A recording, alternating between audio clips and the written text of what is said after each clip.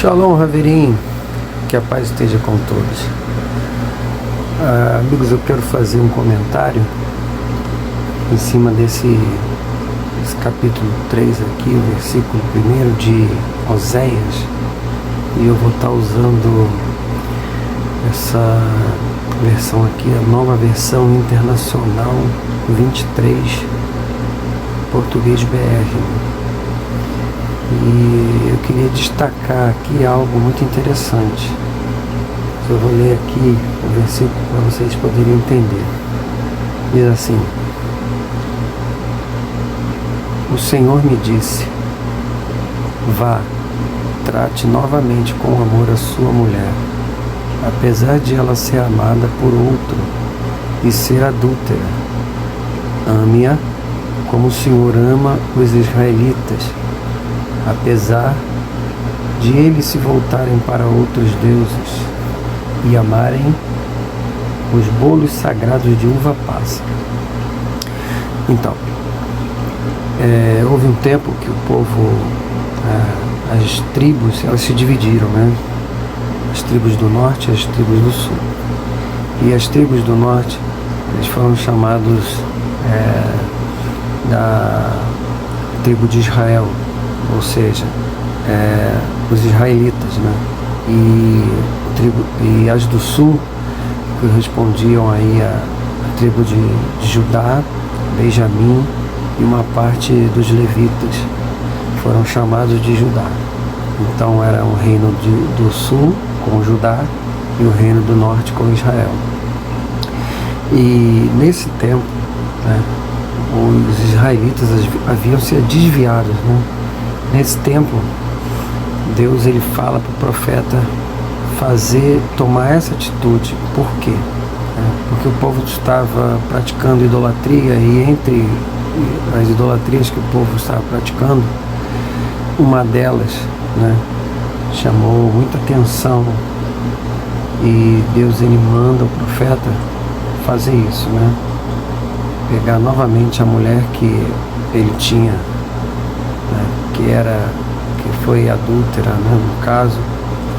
E Deus ele faz então uma espécie de ligação com que o profeta, né, amando a mulher adúltera e o povo amando os ídolos. Por quê? Por causa desse ato dele, do povo, né, de se voltar a outros deuses e amarem os bolos sagrados de uva passa.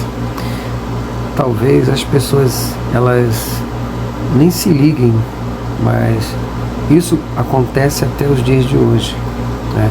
Conforme a gente lê o texto aqui, ó, bolo, né? Os bolos sagrados de uva passa. Eu escolhi essa tradução aqui porque ela bate assim fielmente com o texto original. Essa versão internacional, essa nova versão internacional, ela bate muito bem com o texto original. Porém, há outras que, assim, eu vou mostrar para vocês que elas ocultam isso. E as pessoas não sabem, né, que isso, né, que essa mesma prática que os israelitas, né, tropeçaram no passado, as pessoas continuam praticando e tropeçando até os dias de hoje. Tá? Depois eu vou comentar aqui o que realmente são esses bolos sagrados de uva passa. Mas eu vou mostrar aqui que existem algumas versões que acabam ocultando essa palavra relacionada ao bolo de uva passa. Vamos ver aqui. Vou ver aqui, deixa eu ver. Essa daqui, ó, transformadora, olha o que ela diz. Olha, ainda que o povo tenha se voltado para outros deuses, sinta prazer em lhes trazer ofertas, né? Não destaca o que realmente seriam essas ofertas. Então a tradução ela acaba ocultando, você acaba não tendo fruto daquilo que você está lendo, né? Vou ver outra tradução aqui, essa daqui, ó, Holy Bible Easy to Read Translation, ou seja, Bíblia Sagrada, tradução fácil de ler. Vamos lá. Vamos ver se é fácil de ler mesmo. Vamos lá, cadê? Aqui no finalzinho.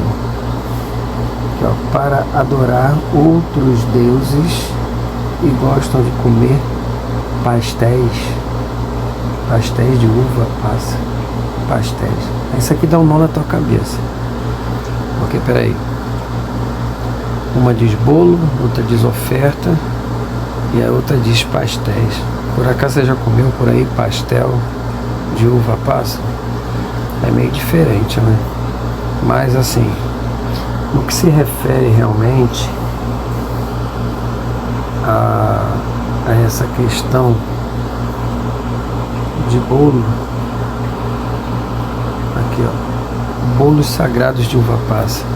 Isso aqui é o famoso panetone, que até os dias de hoje, isso foi um bolo que foi, naquele tempo, né, era feito para acerar uma deusa pagã, que também era chamada de rainha dos céus, né?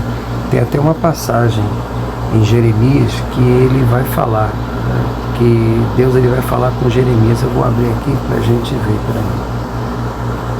Ele está até aqui marcado, ó. Jeremias,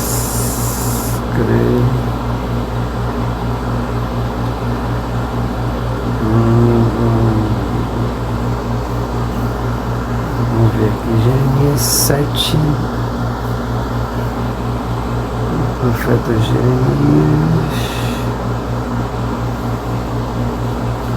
Jeremias, capítulo 7, já está marcado, 18. Diz assim, olha só, começando aqui, ó, pelo 18. Os filhos ajuntam a lenha, os pais acendem o fogo, as mulheres preparam a massa e fazem bolos para a rainha dos céus, além de derramarem oferta a outros deuses para provocarem a minha ira. Viu lá? Então aqui, enquanto as tribos do norte, né, faziam, as do sul também faziam a mesma coisa. E Deus até fala para o profeta, ó, não ore mais por esse povo, não ore mais a mim por este povo. Então Deus havia ali se irado. Mas por quê? Porque o povo praticava idolatria e também, né, assim, comiam dos sacrifícios da idolatria que era feito naquele tempo. E isso não é diferente nos dias de hoje. A gente aí está próximo a Páscoa, que essa falsa Páscoa, né, que é pregada aí, que as pessoas colocam coelho, ovo de Páscoa, né, que eles falam, né? O coelho e o ovo também estão relacionados a deuses estranhos. Ou seja, quando a pessoa ela vai lá e pega aquilo ali, um ovo, e ela dá de presente, ou faz uma, né, ela compartilha daquilo, ela está cultuando a um Deus estranho. Ou seja, se você tem uma fé realmente e você faz isso, você está praticando idolatria, porque esse tipo de coisa, Deus ele não se agrada disso, né? Você está comendo da mesa dos ídolos. Então o apóstolo Paulo ele vai até fazer um comentário em Romanos. Está difícil aqui, vamos ver aqui. Romanos não, perdão, 2 aos Coríntios, capítulo 6, versículo 14. Olha só. Diz assim: não se ponham em julgo desigual com os descrentes, pois que tem em comum a justiça com a iniquidade? O que há em comum, ou que comunhão pode ter a luz com as trevas? Pergunta, né? Que harmonia há entre Cristo e Belial? Que há em comum entre o crente e o descrente? Que acordo há entre o templo de Deus e os ídolos, pois somos templos do Deus vivo, como disse Deus. Habitarei com eles, e entre eles andarei, serei o Deus deles, e eles serão o meu povo. Portanto, o Senhor diz: saiam do meio deles e separem-se, não toquem em coisas impuras, e eu os receberei, e serei o pai de vocês, e vocês serão meus filhos, e as minhas filhas, diz o Senhor Todo-Poderoso. Então, muitas pessoas, às vezes até líderes mesmo, né, religiosos, eles dizem assim: isso não tem nada a ver, levando as pessoas a errarem, a pecarem, né? Por quê? Porque as pessoas estão longe da verdade. Longe da verdade. Porque isso já era condenado no Antigo Testamento, na Antiga Aliança. Então, quando vem a Nova Aliança, as pessoas, elas praticamente ficaram, algumas, né, que não fazem uso, elas ficaram, como é que eu vou dizer, sem referência.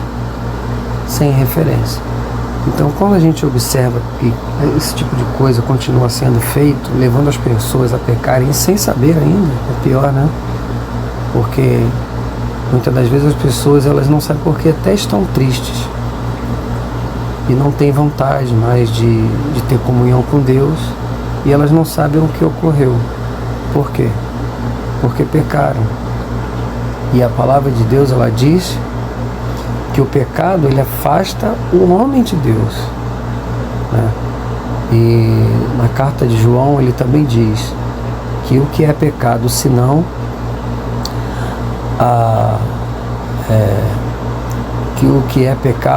a transgressão à lei.